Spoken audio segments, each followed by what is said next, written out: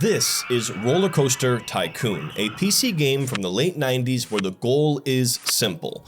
Build the most epic amusement park possible. Now sure, you could just plop down a few rides and coasters and hope for the best. But if you actually wanted to win the game, you have to pay attention to things like your budget, your guests, your ride profitability, and yes, even your staff wages. I spent hundreds of hours playing this game as a kid, but I didn't realize until years later that this isn't just a game about building theme parks. It was actually teaching me the basics of personal finance. So today I'm going to teach you the top 3 lessons that I learned accidentally while building roller coasters as a kid. And since we're talking personal finance, I do have to quickly mention that I'm not a financial advisor, and this isn't any kind of personalized financial advice. So whether you are managing a theme park or just trying to manage your bank account, these lessons still hold up. So let's dive in. Let's rewind the clock quick here for a bit of history on the game. So for starters, Rollercoaster Tycoon came out in 1999. It was created by Scottish developer Chris Sawyer, and what's crazy is that he actually coded most of the game himself. But despite its simplicity, the game became a massive hit, selling over 4 million copies and becoming a staple of early 2000s PC gaming. What made it so special is the depth of the game, because sure, you could go out and just build the most intense roller coasters possible, but you also had to manage park finances, guest satisfaction, ride maintenance, food prices,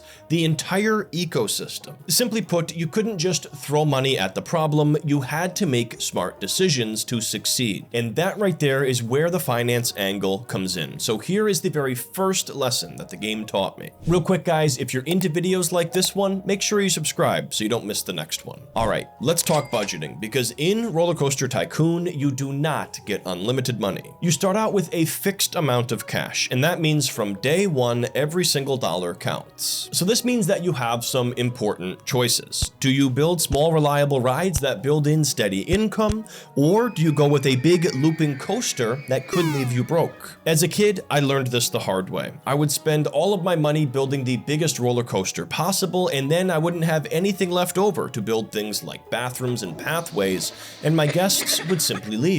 Lesson learned. But here's the thing. In real life, it's the same exact concept about budgeting your money. If you go out and blow all of your money on a new car, a vacation, or even just run-of-the-mill shopping, it's no different than blowing your entire budget for your park on some extravagant ride. Instead, you need to carefully manage what you have and plan around this amount. And if you need some help with that, there's plenty of tools out there to make this easier. Check out the NerdWallet app in the App Store and linked down below. This free app does it all, from net worth and finance tracking to even credit score monitoring. So now that we've covered the basics of budgeting, let's talk about something a little bit more exciting now, and that is ROI, or return on investment. In Rollercoaster Tycoon, not all rides are created equal. Some rides will bring in tons of guests and generate huge profits, while other rides are going to end up with high maintenance costs and low popularity. The trick is learning what rides make the most sense for your park in terms of profitability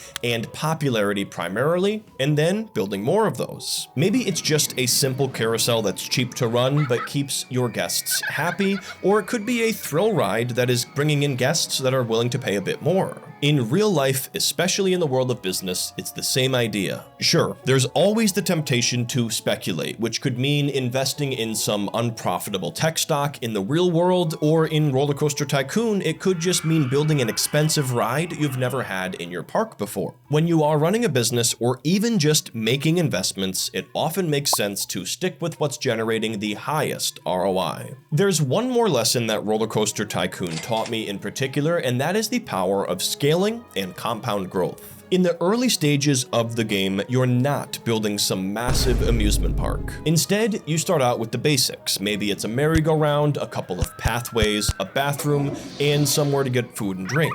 And then you start to generate income from your first few visitors. But here's the thing. The money that your park makes early on is extremely valuable if you reinvest it correctly. And the same exact thing is true about small amounts of money when you invest in the real world. When you are young, time is on your side, and you can take advantage of that long runway to grow your wealth. And your park will actually experience a similar compounding effect. As you scale the park by expanding it, you'll be able to either generate more ticket sales per ride or charge more for park entry. And with that additional revenue, you're able to expand the park faster and faster. But of course, as you're scaling, you do have to keep in mind important factors like guest satisfaction and more. So looking back, it's pretty wild to think about the fact that a game that I was just playing around with as a kid was actually teaching me some of the most valuable lessons out there about personal finance. And I don't think this is true about all video games out there, guys, but let me know down in the comments if you've learned any important lessons from the games that you've played. If you enjoyed this, check out this next video that we think you'll like next, and don't forget to subscribe. We'll see you next time.